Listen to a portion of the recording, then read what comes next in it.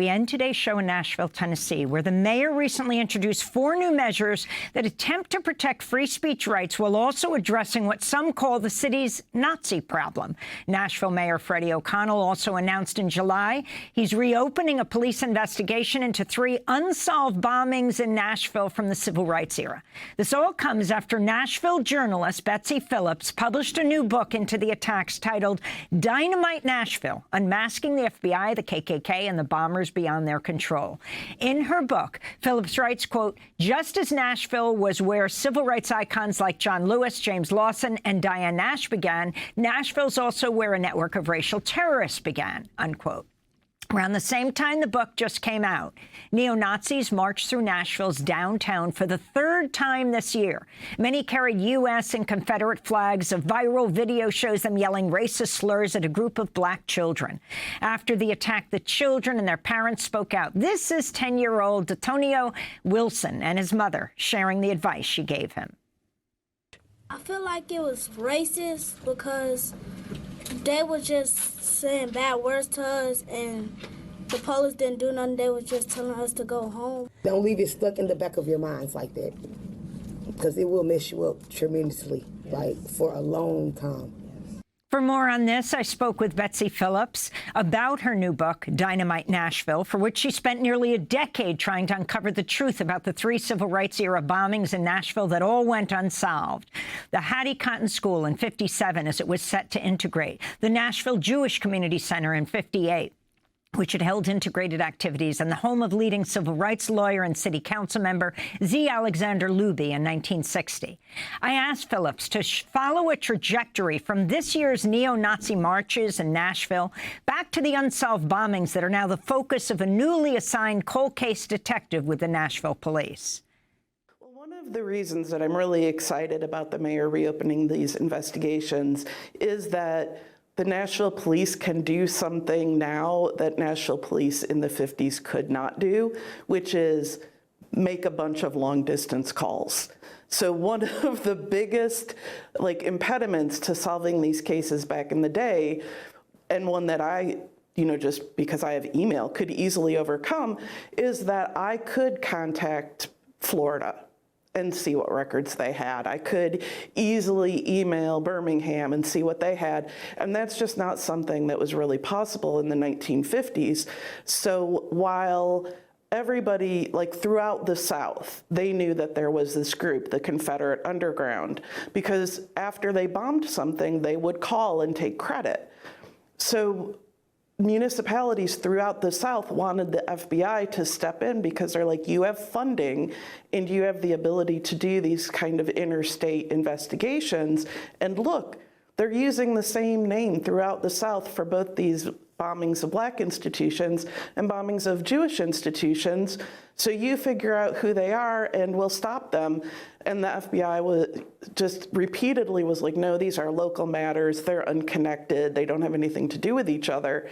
And so they were just able to continue their activities.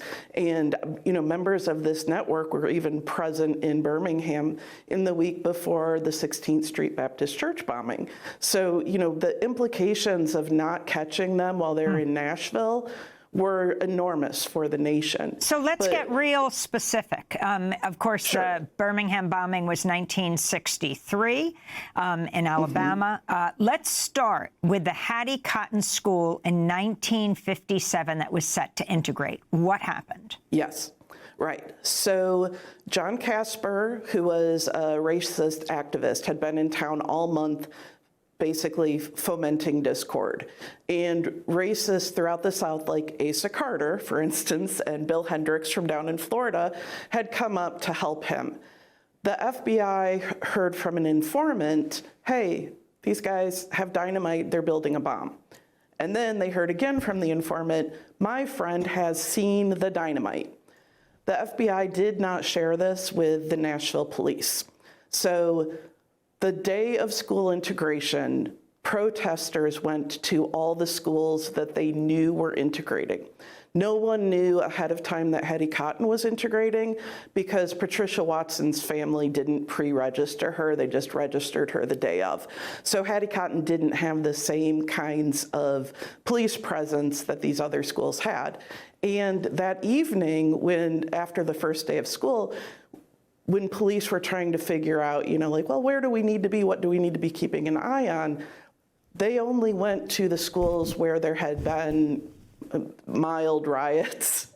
I don't know how to better put that, demonstrations that day. And since there hadn't been big demonstrations at Hattie Cotton, they left it a sitting duck. So that night, at right about just after midnight, the school blew up. The whole east wing was blown up. And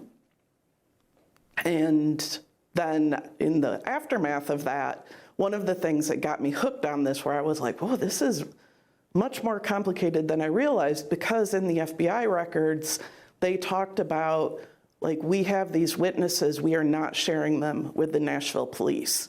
And then in the FBI file, there's a memo outlining, like, yes, we had this information, here's when we had it, blah, blah, blah.